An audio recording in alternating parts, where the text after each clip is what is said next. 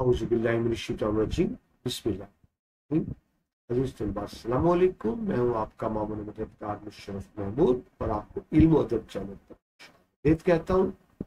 Dear students, हम सालिबल उर्दू की नई बुक के लेक्चर्स कर रहे हैं और हमारा आज का उन्वान है सबक नंबर 10, खतीजा मस्तूर का नावल और पाकिस्तान बन गए।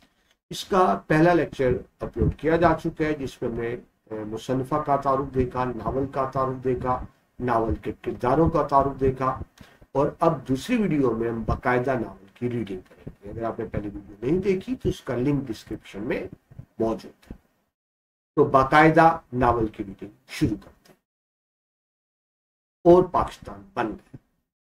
अल्हम्दुलिल्लाह पाकिस्तान बन गया, लेकिन ये यूं ही नहीं बना, में बड़ी कुर्बानियां दी जिसको आप देखिए जी। 1947 की बात हो रही है जी और मंजरनामा भारत, क्योंकि ये भारत में रहते थे। पाकिस्तान बन गए। लीगी रहनुमा कराची दारुल हुकूमत जा चुके थे। पंजाब में खून की होली खेली जा रही थी। लीगी रहनुमा, लीगी यानी मुस्लिम लीगी रहनुमा, और इशारा है कायद आज़म की तरफ जो गवर्नर जनरल नामजद हुए, और लियाकत अली खान जो पाकिस्तान के पहले वज़ीर आज़म नामजद हुए थे, और बाकी भी लोग। ये 10 तारीख को यानी पाकिस्तान बना 14 अगस्त 1947 को, लेकिन 10 तारीख को तमाम लीगी रहनुमा कायद आज़म और लियाकत अली खान समेत ये कराची में आ गए थे, क्योंकि दारुल हुकूमत पाकिस्तान का कराची था। तो मुस्लिम लीग की क़यादत तो कराची आ गई, लेकिन पंजाब में खून खेली। किस पंजाब की बात हो रही है? भारतीय पंजाब। ठीक है, वैसे तो खैर पाकिस्तानी पंजाब में भी था कत्लो गारत का माहौल, लेकिन ये भारतीय पंजाब की बात हो रही है, क्योंकि मुसन्नफ़ा भारत में रहती है जी। तो जहन में रखिए, वहां की मुस्लिम लीग की आदत तो पाकिस्तान आ चुकी है कराची, लेकिन जो इंडियन पंजाब है, आप जानते हैं पंजाब के 2 हिस्से किए गए, कि सब पाकिस्तान को मिला कि इंडिया। खून की होली यानी बहुत ज्यादा कत्लो गारत होना, जिसकी पहले वीडियो में मैंने आपको तस्वीरें भी दिखाई। बड़े चचा इस सदमे से जैसे निढाल। तो डियर स्टूडेंट्स, इस नावल में हम जिस घर को पढ़ रहे हैं, जो उस घर के सरबराह हैं, वो बड़े चचा है, वो निढाल है। कांग्रेस से उनका ताल्लुक है, पुरजोश कांग्रेसी है, औलाद उनकी मुस्लिम लीग की है, लेकिन बहरहाल बहुत परेशान है उन हंगामों से। जाहिर है बड़े हैं तो बड़ों को परेशानी होती है। बैठक में बीमारों की तरह वो हर एक से पूछते रहते, ये क्या हो रहा है, ये क्या हो रहा है, ये हिंदू मुसलमान एक दूसरे के जानी दुश्मन कैसे हो, ये उन्हें किसने सिखाया है, उनके दिल से किसने मोहब्बत से। बैठक डेट स्टूडेंट जिसको आप ड्राइंग रूम कहते हैं, जहाँ मेहमान आते जाते हैं तो वहां बैठते, हर आने जाने से पूछते। निढाल थे, कमजोर थे, ठीक है जी। उन्हें इस चीज पे तशवीश थी, जिंदगी के सदियों से हिंदू मुसलमान इकट्ठे रह रहे थे, आगे तफसील से भी देखेंगे आप, कोई झगड़ा फसाद। लेकिन जब ये आजादी की तहरीक चली तो हुआ क्या, हिंदू मुसलमान का दुश्मन हो गया, और दूसरे ये भी हकीकत है मुसलमान भी हिंदुओं का दुश्मन हो गया। ये कहना तारीखी तौर पर गलत होगा कि सिर्फ हिंदुओं ने कत्ल वारत की, मुसलमानों का जहाँ दाव लगा उन्होंने भी की इंतकाम के तौर पे। लेकिन ज़ाहिर है क्योंकि हिंदू ज्यादा थे, तादाद में भी, ताकत में भी, हैसियत में भी, इक़्तिदार में भी, तो उन्होंने कत्ल वारत ज्यादा की। जब वो ये सब कुछ आलिया से पूछते, आलिया का मैं आपको तारुफ करा चुका पहले में वीडियो में, कि इस कहानी का मरकजी किरदार आलिया है, जिसके वालिद इंतकाल कर चुके हैं और वो अपनी वालदा के साथ बड़े चचा के घर रहते हैं, यानी उनकी भतीजी है और लाडली भतीजी। और लाडली का मतलब कि वो उससे दुख सुख शेयर करते रहते थे। तो जब ये सब कुछ आलिया से पूछते तो उनका सर सहलाने लगते। सर सहलाना क्या होता है? सर के अंदर प्यार से उंगलियां, एक तरह का मसाज होता है, सुकून मिलता है। बड़े चचा आप आराम कीजिए, आप थक गए हैं बड़े चचा। और बड़े चचा इस तरह आंखें बंद कर लेते जैसे खून की नदी उनकी आंखों के सामने है, यानी वो रिलैक्स करने की कोशिश करती, वाकई आंखें बंद कर लेते और उनके जहन में पूरा मंजर फिर जाता कि जिस तरह से कत्लो गारत हो रही है, जिस पे बहुत परेशान थे। लेकिन जिसे कहते हैं ना, हालात किसी के काबू में भी नहीं थे। हालात इस कदर बिगड़ चुके थे कि आप कह सकते हैं कि वो किसी के काबू में भी नहीं थे। अब वो बात क्या कर रहे हैं, समझा रहे हैं और हमें बताया जा रहा है जमाने जमाने की बात, यानी वक्त बदल गया। जो पहले पुरसुकून मुल्क था, वक्त लोग आ रहे थे, तो उसको कहा जा रहा है जमाने जमाने की बात है।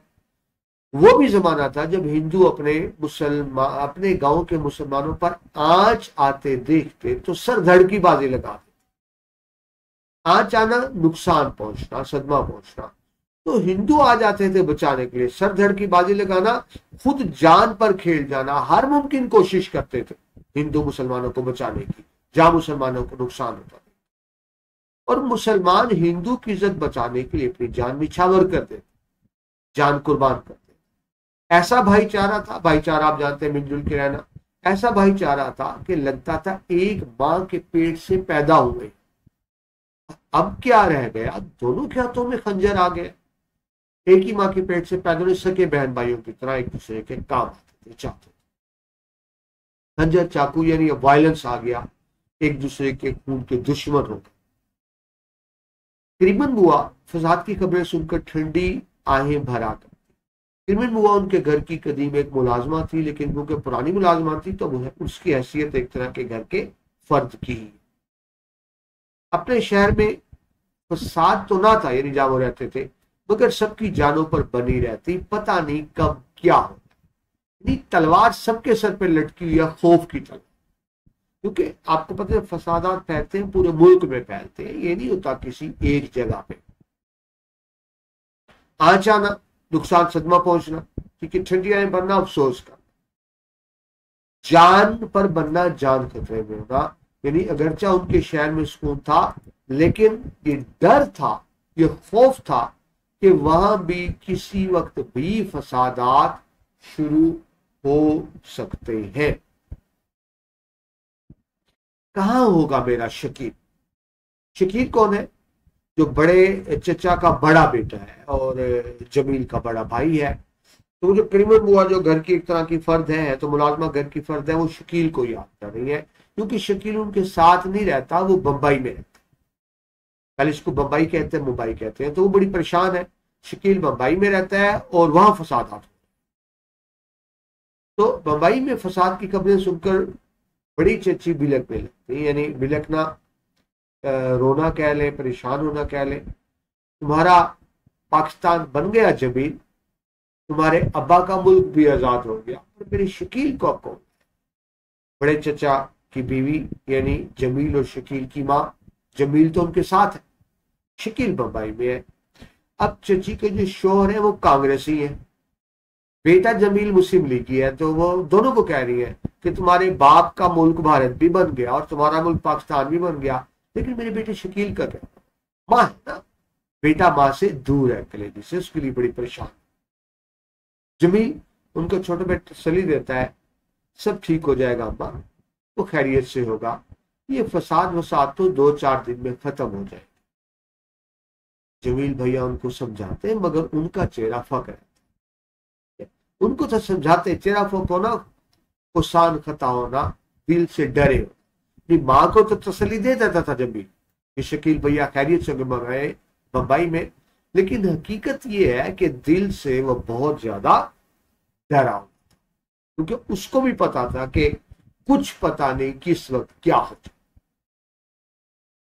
शाम सब लोग बैठे चाय पी रहे थे कि मामू का खत आ। ये किसकी बात हो रही है? जमीला के मामू का, या यूं के जमीला की माँ के भाई का। उन्होंने अम्मा को लिखा, अम्मा जमीला की माँ, उन्होंने अम्मा को लिखा कि उन्होंने अपनी खिदमात पाकिस्तान के लिए वक्फ कर दी और जल्द ही जाए। वक्फ करना यानी अपनी खिदमात पेश कर दी। देखिए, जो सरकारी मुलाजिम थे ना और फौज के मुलाजिम भी, तो जब पाकिस्तान भारत 2 मुल्क बन गए ना, तो उनको इख्तियार दिया गया कि चाहे तो भारत में रहे तो भारत की सरकारी मुलाजमत में रहे, चाहे तो पाकिस्तान आके पाकिस्तान में सरकारी मुलाजमत करें। यानी वो चाहे तो हुकूमत हिंदुस्तान के मुलाजिम बने, चाहे तो हुकूमत पाकिस्तान के। ये इख्तियार पुलिस और फौज को भी दिया गया था कि चाहे तो हिंदुस्तानी में रहे या चाहे पाकिस्तान में। तो जो अम्मा के भाई यानी जमीला के मामू हैं, उन्होंने फैसला कर लिया पाकिस्तान जाने का, और ये भी फैसला किया कि वो पाकिस्तान को अपनी खिदमत देंगे, खिदमत सर्विसेज कह लें, नौकरी जॉब कह लें। ये उन्होंने बता दिया, वो जल्दी जा रहे हैं, आप लोगों को चलना हो तो फौरन जवाब दीजिए, तैयार रहिए। यानी भाई अपनी बहन को खत लिख रहा है, भाई पाकिस्तान जाने का फैसला कर चुका और बहन को कह रहा है कि अगर आपने जाना तो बताएं, ताकि हम इकट्ठे तैयार। बस अभी तार दे दो जमील मियाँ, हमारी तैयारी में क्या वक्त लगेगा, हम तो बस तैयार बैठे। यानी जैसे ही भाई का पैगाम मिला तो बहन ने भी फौरन पाकिस्तान जाने का फैसला कर लिया। अपना भाई है भला, हमें अकेला कैसे छोड़कर जा सकता है। हमारे खुशी के अम्मा का मुंह सुर्ख हो रहा, यानी बहुत ज्यादा खुश थी। तार जिसको आप टेलीग्राम कहते हैं, बरकी तार यानी बरकी पैगाम टेलीग्राम, अब तो खैर रिवाज खत्म हो गया, मोबाइल वगैरह आ गए। नहीं पहले ही होता था कि टेलीग्राम ऑफिस होते थे, वहां मैसेज दिया जाता था, तो उसको टाइप शुदा मैसेज डिलीवर हो जाता था दूसरी जगह, जिस तरह आपको मैसेज डिलीवर होते, उसको टेलीग्राम कहते थे। उस वक्त कहीं अगर पैगाम जल्दी भेजना हो तो उसका आसान तरीका टेलीग्राम था। तो भाई ने बहन की राय पूछी और बहन कह रही है कि जी हम भी आपके साथ चलेंगे। जमील इस बात पे बड़ा परेशान हो रहा है कि क्योंकि अम्मा ने जमीला की अम्मा ने जाने का फैसला, आलिया की अम्मा ने जाने का फैसला कर लिया है। कहानी का मरकजी आलिया, सॉरी शायद मैंने पहले जमीला कहा, कहानी का जो मरकजी किरदार है आलिया, जमीला नहीं आलिया। अब आलिया की माँ ने फैसला कर लिया ज़रा आलिया साथ जाएगी। जो जमील है वो आलिया को पसंद करता है और बहुत पसंद करता है, तो जाहिर है क्योंकि जमील आलिया को पसंद करता है तो जमील की ख्वाहिश है कि वो पाकिस्तान हिजरत ना करे, ना जाए। वो रोकने की पूरी कोशिश भी करता है लेकिन नाकाम। ठीक है जी। तो जमील भैया ने इस तरह घबरा के सबकी तरफ देखा जैसे फसादी उनके दरवाजे पर पहुंच गए। यानी बजाय तो सुकून था, लेकिन अब जमील परेशान हो गया, उसको लगा कि घर में भी फसादी पहुंच चुके, यानी घर का अमन। देखिए फसादी अमन खराब करते हैं ना, तो घर का अमन तो खराब हो गया। वो जिस लड़की आलिया को चाह रहा था वो अपनी मां के साथ पाकिस्तान जा रही है, नजरों से दूर हो रही है।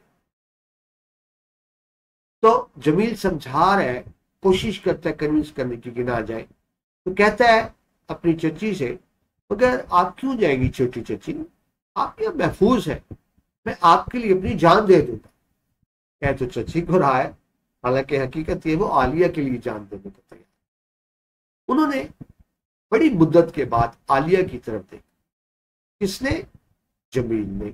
ऐसी सफारशी नजरें थी, मगर आलिया ने अपनी आंखें छुपा। यानी वो चाहता था कि आलिया अपनी मां से खुद कहे कि हम नहीं जाते, यहीं रहेंगे। उसने सफारशी नजरों से देखा, लेकिन आलिया ने सर झुका लिया। सर झुकाने का मतलब क्या था कि वो माँ की सलाह में राजी है। जरा बाप तो उसका है नहीं, माँ बेटी है। अगर माँ ने जाने का फैसला कर लिया तो यानी माँ की खुशी में बेटी भी अपनी रजामंदी का इजहार कर। बेटी ने ये नहीं कहा कि हम नहीं जाए। आगे अब वो आलिया की माँ बात कर रही है जमील से। वो कहती है मैं ना जाऊं तो क्या हिंदुओं के नगर में रहूं। यानी वो समझती थी हिंदुस्तान तो हिंदुओं का मुल्क है ना, नगर शहर को कहते हैं। पाकिस्तान में अपनों की हुकूमत होगी, फिर मैं अपने भाई को छोड़कर एक मिनट भी जिंदा नहीं रह सकती। बारे खुशी के अम्मा से निचला ना बैठा जा रहा, निचला ना बैठा नहीं, बहुत ज्यादा खुश होना, खुशी में उछलना। आलिया जाने पर राजी नहीं होगी छोटी चची, वो नहीं जाएगी, वो जा ही नहीं सकती। जमील भैया ने जैसे नींद दीवानगी किया। दीवाना एक पागलपन की कहती है, नींद पागलपन, यानी वो उसे अपना होश नहीं है। जमील को ये सदमा बर्दाश्त नहीं हो रहा कि आलिया जो उनकी उसकी मोहब्बत थी, उनके घर में रहती थी, वो जा रही है। तो वो अपने तौर पे ही कह रहा है कि देख लेना वो नहीं जाएगी। जब ये बात कही गई आलिया की मां को तो उनको बुरा लगा, उनको गुस्सा आ गया और गुस्से से कहा तुम अच्छे हकदार आ गए हो, मतलब तुम्हारा कोई हक नहीं, तुम कौन होते हैं मैं रोकने वाले, तुम हमें कैसे रोक सकते हो। उनको तो भाई की मोहब्बत आ रही है और पाकिस्तान की मोहब्बत आई हुई है, तुम वो नहीं रुक पा रहे, तुम अच्छे हकदार आ गए, कौन नहीं जाने देगा। अम्मा एकदम भीपर उठे। भीपरना क्या होता है? गजबनाक होना, अचानक गुस्से में आ, तुम कौन होते हो रोकने वाले। जब चची का ये जाओ जलाल देखा तो जरा उसने पसपाई इख्तियार की। जमील यानी उसे बैकफुट पे आ गया, कहते हैं जरूर जाइए छोटी चची। जमील भैया ने सर झुका दिया। और आलिया को ऐसा महसूस हुआ कि वो नहीं जा सकती, यानी दिल से आलिया नहीं जा सकती। आलिया की ख्वाहिश है कि ना जाए, लेकिन माँ के आगे वो बोलना भी नहीं चाहती, माँ का दिल भी नहीं चाहती। उसकी जाती ख्वाहिश है कि यहां रहे, लेकिन वो माँ की रजा में भी राजी।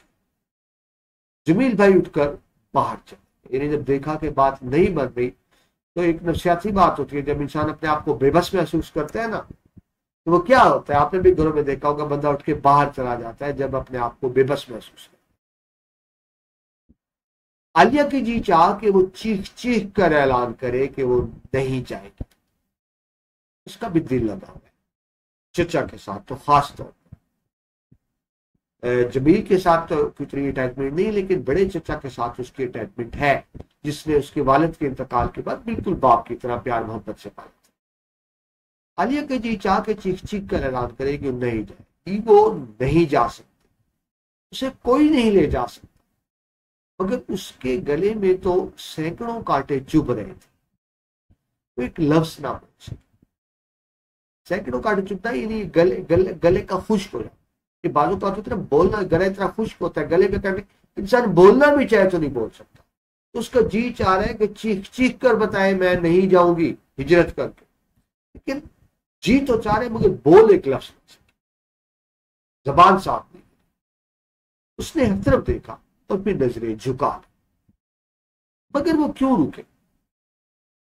आयशा रहे, लेकिन फिर वो सोचती किस लिए रहे, वो रह के करेगी क्या,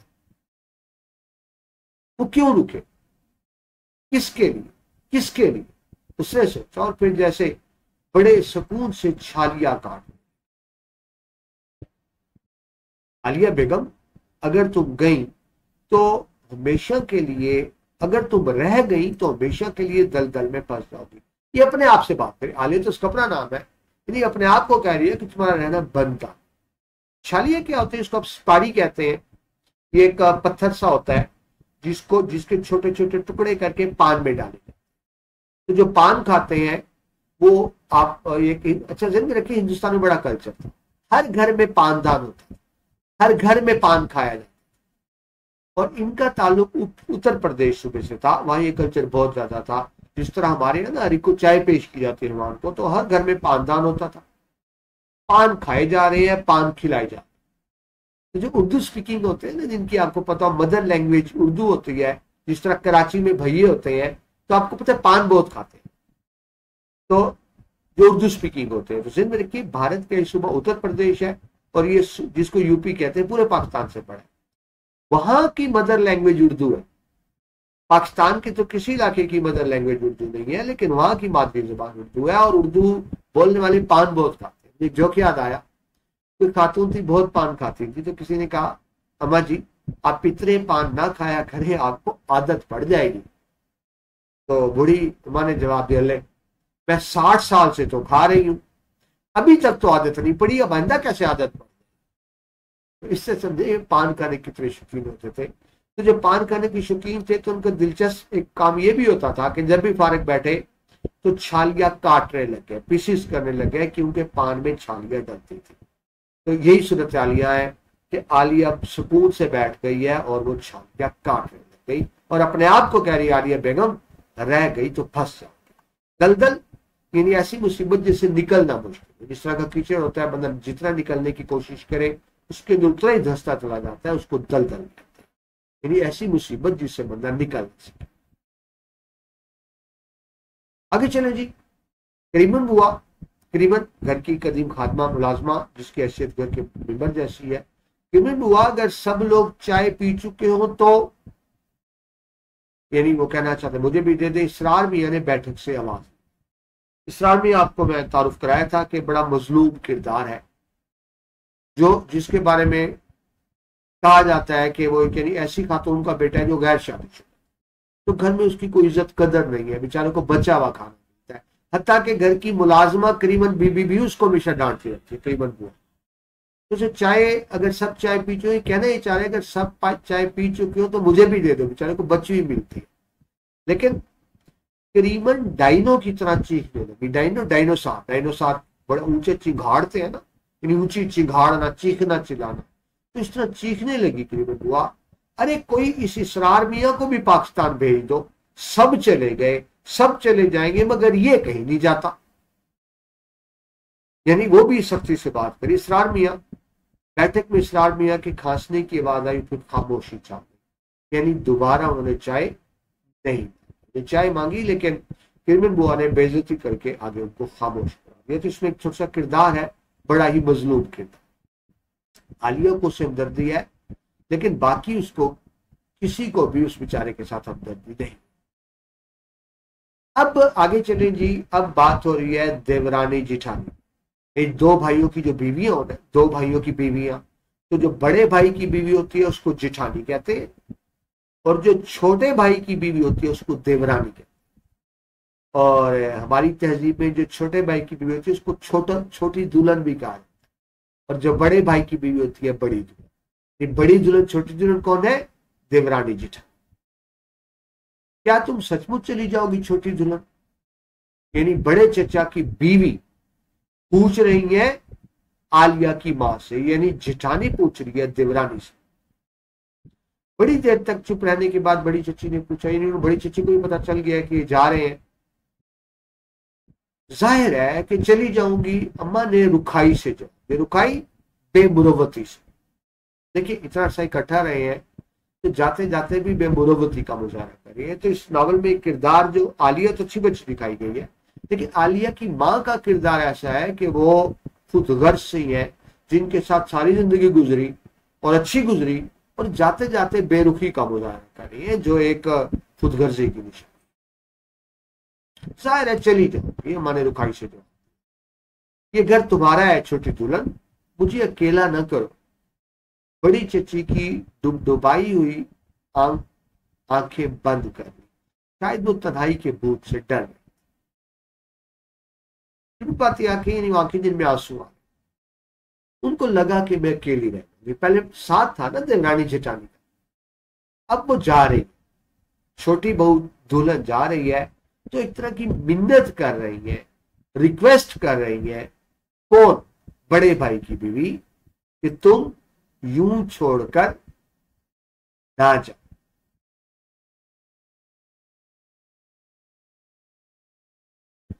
आलिया लेकिन वो रिक्वेस्ट की, लेकिन आपने देखा कि वो रिक्वेस्ट का अंदाज है जेठानी का, लेकिन देवरानी ने बड़ी बेमुरवती से कह दिया कि हम तो जा रहे। अब माहौल में बड़ी ना एक टेंशन आ चुकी, ठीक है, एक तनाव है माहौल। उर्दू में तनाव इंग्लिश में बोलनी पड़ती है समझाने की टेंशन। आलिया जैसे पनाह ढूंढने के लिए ऊपर ना छत पे जरा खुली हवा होती है, जब बंदा परेशान होता है, मैं खुद भी ऐसे करता हूँ, जब थका हूं परेशान हूं मैं छत पे चला जाता हूँ, ताजा हवा। आलिया जैसे पनाह ढूंढने के लिए ऊपर भाग गई। धूप पीली पड़कर सामने के मकान की ऊंची दीवार पर चढ़ गई। पीली पड़ने धूप का हल्का होना। हाई स्कूल के हाथे में बसेरा लेने वाले परिंद मुसलसल शोर मचा।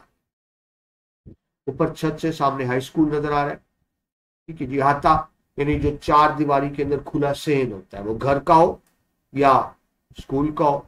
तो परिंदे शोर मचा रहे थे। खुली फिजा में उसने इत्मीनान की सांस ली और मुसाफिरों की तरह टहल टहल कर सोचने लगी कि अब आगे क्या होगा। टहल टहल के आहिस्ता आहिस्ता खरामा खरामा एक सोच में चल रही है, छत के ऊपर ताजा हवा ले रही है। अब आगे क्या होगा? शायद अच्छा ही होगा, वो यहां से जाकर जरूर खुश रहे।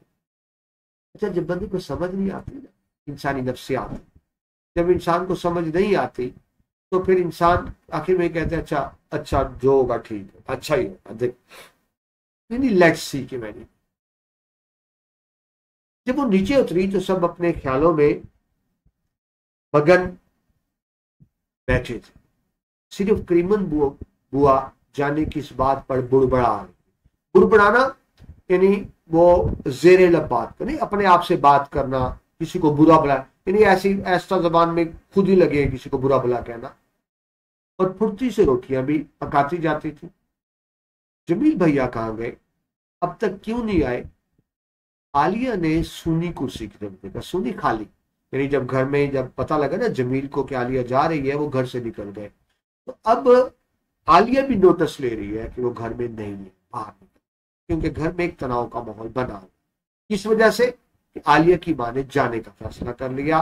बाकी सबकी ख्वाहिशें ना जाए, लेकिन वो जाना चाहिए। जाने ये सर फिर आदमी उसे याद करेगा या भूल जाएगा, उसने अपने आप से पूछा। यदि आलिया, इसका मतलब है आलिया के दिल में कहीं ना कहीं बहरहाल जमील का मकाम है, शदीद मोहब्बत ना सही। आलिया सोच रही है कि जब मैं पाकिस्तान चली जाऊंगी, ये सिर फिर आदमी, सर फिर अपने ख्याल में मगन रहने वाला, अपनी मनमोजी, तो इसको पता नहीं मैं याद आऊंगी भी कि नहीं है, वो सोच रही है। यानी वो एक तरह के तस्वुर करिए कि पाकिस्तान जा चुके हैं, वो कैफियत क्या। लालटेन की बत्ती खराब। लालटेन की मैंने आपको पिक्चर दिखाई शुरू में, आपने अगर देखी हो, एक छोटा सा दिया होता है लोहे का, नीचे उसमें मिट्टी का तेल होता है, ऊपर एक चिमनी होती है जो जलती है, साइडों पे शीशा होता है ताकि हवा चलने से बुझे। उस वक्त बिजली तो होती नहीं थी, लालटेन होती थी। बत्ती, वो जो उसके अंदर चीज जल रही होती है उसको बत्ती कहते हैं।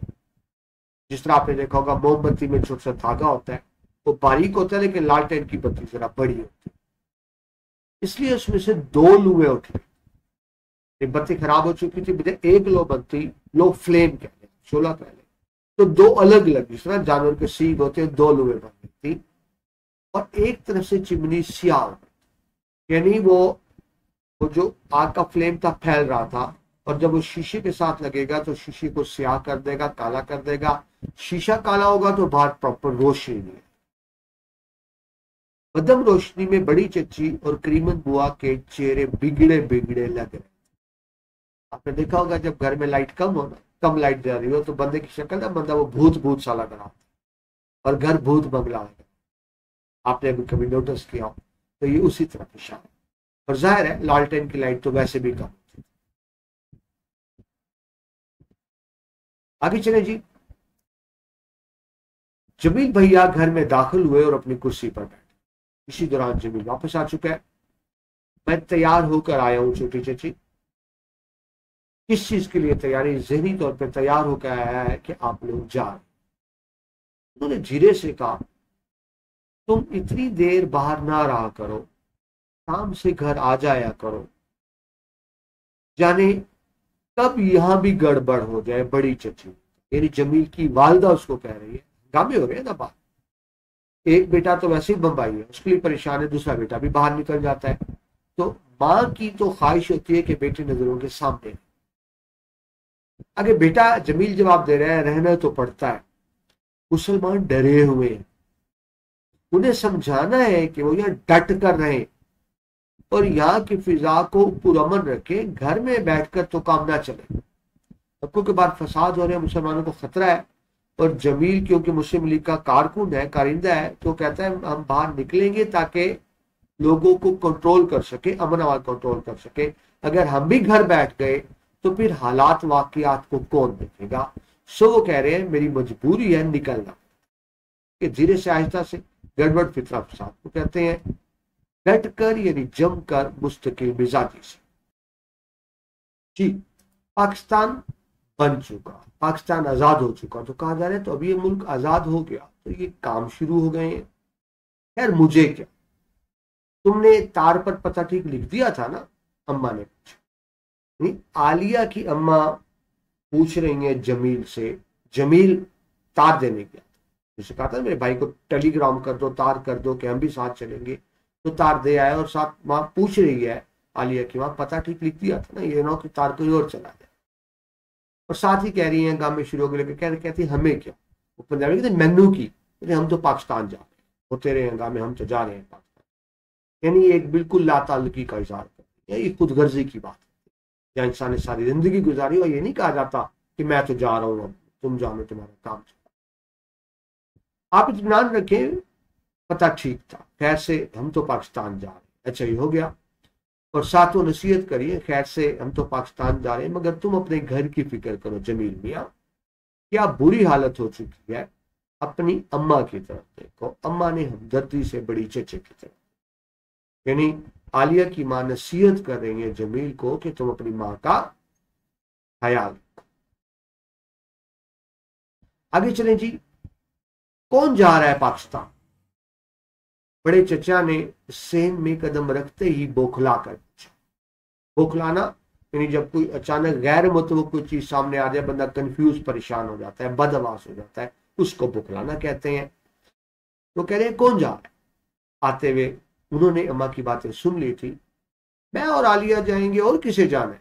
अम्मा ने तड़ाक से जवाब दिया, तड़ाक से, बगैर सोचे समझे फौरन, जिस तरह बंदा भर के बैठा होता है ना, कोई नहीं जा सकता मेरी इजाजत के बगैर, कोई कदम नहीं निकाल सकता, इसलिए जाओगे पाकिस्तान? कि हमारा मुल्क है, इंडिया की बात कर रहे हैं, हमने कुर्बानियां दी हैं और अब हम इसे छोड़कर चले जाए? अब तो हमारे ऐश करने का वक्त आ रहा है। बड़े चचा सख्त जोश में थे। बड़े चचा पढ़ चुके, वो कांग्रेस के में कांग्रेसी है और वो समझ रहे हैं कि मुश्किल वक्त गुजर गया, अब अच्छा वक्त आ गया। दरअसल देखिए, पहले जो मुश्किल वक्त था तो सब पे ही था ना, बड़े चचा पे भी था, उनके घर पे भी था, आलिया पे भी था, उसकी वालदा पे भी था। इन्होंने भी अच्छा वक्त नहीं देखा, तो उनको कह रहा है कि जब बुरा वक्त था, परेशानी का वक्त था, तकलीफ का वक्त था, तो हम साथ थे, और जब बुरा वक्त खत्म हो रहा है, अच्छा वक्त आने वाला है, तो अब आप जा रहे हो, तो अब आप ना जाओ, ठीक है? वो जिसे कहते हैं ना, अपना कहा कि जितना लियन इस्तेहकाक हक, मान भी होता है ना, बंदा किसी को मान से भी कहता है खबरदार ना जाना, वो मान से कह रहे हैं। और घर के बड़े भी हैं, घर के बड़े को एक मान होता है कि मैं जो बात कहूंगा मानेंगे।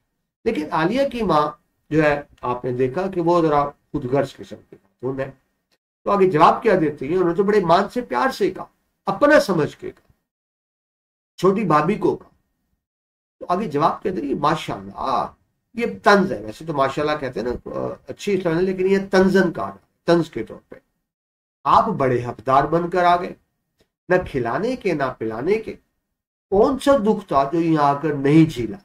झीला, दुख झीलना, बर्दाश्त करना। मेरे शोहर को भी आप ही ने छीन लिया, यानी आपकी वजह से ही जाया, ऐसे इल्जाम लगा दिया, आप ही ने उन्हें मार डाला, मेरी लड़की को यतीम कर दिया, और अब हक जिता रहे हैं। मारे गुस्से के अम्मा की आवाज कांप रही थी, करीमन बुआ, खाना बैठक में भिजवा दो। बड़े चचा सर झुकाकर बैठक में चले गए।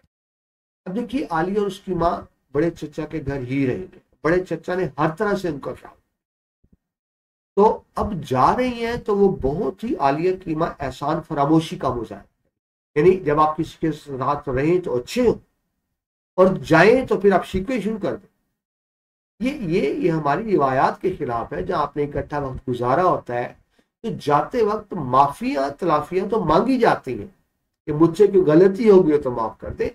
शिकवे शिकायत नहीं किए जाते, लेकिन वो शिकवे शिकायत और उनको इल्जाम दे रही हैं कि तुम्हारी, आपकी वजह से ही मेरे शोहर की डेथ हुई। हालांकि ऐसी बात नहीं थी, वो तो उनके शोहर खुद नफरत करते थे अंग्रेज फौज से, और किसी के साथ हाथापाई हो गई, उसको मारा और जेल हो गई, तो बड़े चचा का कोई कसूर नहीं था। यानी जाते जाते एक तरह की खाम खा की इल्जाम तराशी भी कर रहे, पर यानी बजाय एहसान मानने के एहसान फरामोशी का मुजाहरा कर रही हैं, और ये बात आलिया को अच्छी नहीं लगी।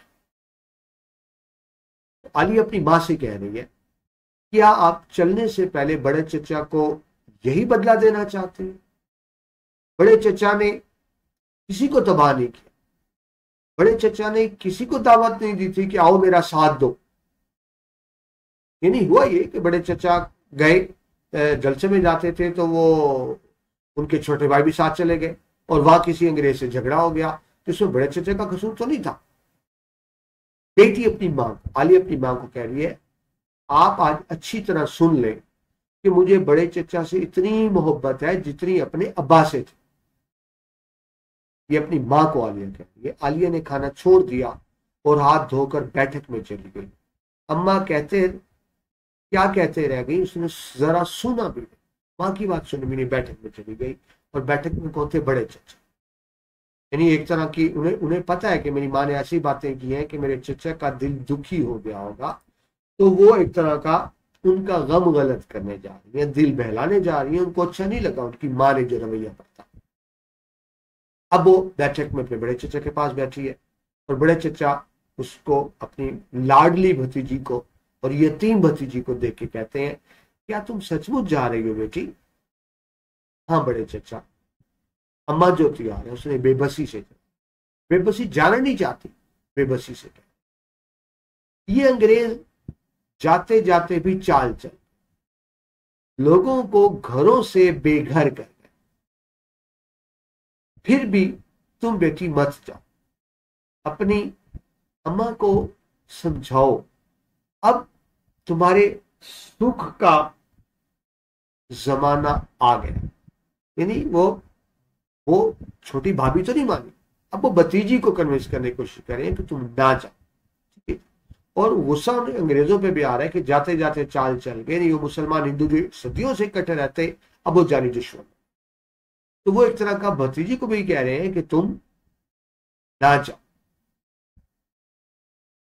बड़े चचा, मैं तो मां का वाहिद सहारा हूं। आगे आलिया जवाब दे रही है, चचा मैं उन्हें किस तरह छोड़, वो जरूर जाएंगी, मगर आपको नहीं मालूम कि अगर छोड़कर मैं ये घर छोड़कर मैं किस तरह तड़पूं। आप तो, वो दोनों हाथों में मुंह छुपा कर सिसकियां लगे, मतलब रोने में सिसकियां, मतलब जब हिचकियों के साथ इस तरह से, यानी हिचकियों के साथ सांस लेना, साथ रो भी रही है। तो उसको भी दुख है ना कि बड़े चचा के साथ वो भी मोहब्बत करती है और अब छोड़ के जा रही है अपनी मां की वजह से। चचा बात कर रहे हैं भतीजी से, आलिया से, कहते छोटी दुल्हन को, यानी आलिया की मां की बात कर रहे हैं, छोटी दुल्हन को मुझसे सख्त नफरत है। ठीक है, मैंने तुम लोगों के लिए कुछ भी ना किया, मगर अब वक्त आया था कि इस घर में पहली सी शादमानी लौट आती, शादमानी खुशी मुसरत कह के मुझे बड़ी अच्छी मुलाजमत दी जा रही है।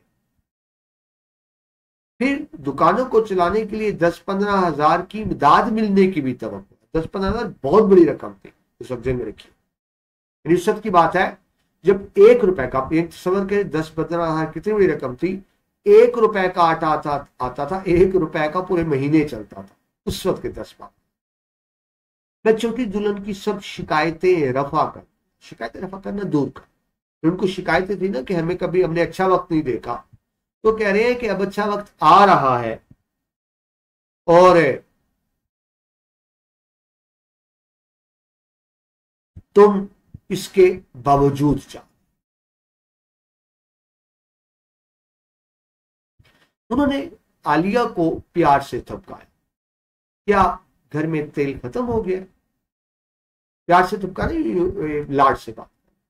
लालटेन की रोशनी मध्यम होती जा रही थी अब, और वो चचा बात करें मुझे से, अब इंशाल्लाह थोड़े दिनों में बिजली का कनेक्शन बहाल करा लूंगा, बिजली कट चुकी है, और तुम एमए में दाखिला क्यों ना ले लो, मेरा ख्याल है तुमको अगले साल दाखिला करा दो। नहीं, चचा ख्वाब देख रहे हैं यहाँ रहेगी, हम सुकून के दिन होंगे। और वो उसे कह रहे हैं अपनी भतीजी को, जो बेटी की जगह पे है, यतीम भतीजी, कि तुम यहाँ दाखिला करा दो। यानी वो सपने बोल रहे हैं कि बेटी यहाँ रहे, लेकिन उसकी मजबूरी है, वो यहाँ नहीं रह पा। आलिया का कलेजा कट रहा था। कलेजा कटना, अंदर से दुखी होना। वो आंसू पूंछ कर खामोश बैठी रही, जी जी में घुट रही थी, मगर एक लफ्ज भी ना बोल सकी। खुदा आपको सुख दे बड़े चचा, खुदा आपके सारे सुहाने ख्वाब दे। कलेजा कटना, जी जी में कोड़ना, और जी घटना यानी दिल घबराना, वहशत होनी। सुहाने ख्वाब, खुशकिस्मत ख्याल, यानी वो चचा के लिए दिल ही दिल में दुआ कर रही थी। चचा जो अच्छे आने वाले वक्त से उम्मीदें लगाए बैठे हैं और ये भी चाहते हैं कि आलिया भी ना जाए, वो भी उनके साथ रहे, लेकिन वो मजबूर है, कुछ हो नहीं पा रहा। वो मां क्या तो मजबूर है, और मां जो है खुदगर्जी का मुजाहरा करिए। देखिए, पाकिस्तान जाना खुदगर्जी नहीं है, लेकिन जाते हुए ये इल्जाम तराशियां करना, ये बहरहाल खुदगर्जी का ही मुजाहरा। ठीक है स्टूडेंट्स, तो यहाँ ये दूसरा लेक्चर मुकम्मल करते हैं। ये दूसरा लेक्चर था इस टॉपिक का, और इंशाल्लाह तीसरे लेक्चर में आगे वीडियो कंप्लीट करेंगे। तीसरे लेक्चर में आपसे दोबारा मुलाकात होती है। अल्लाह।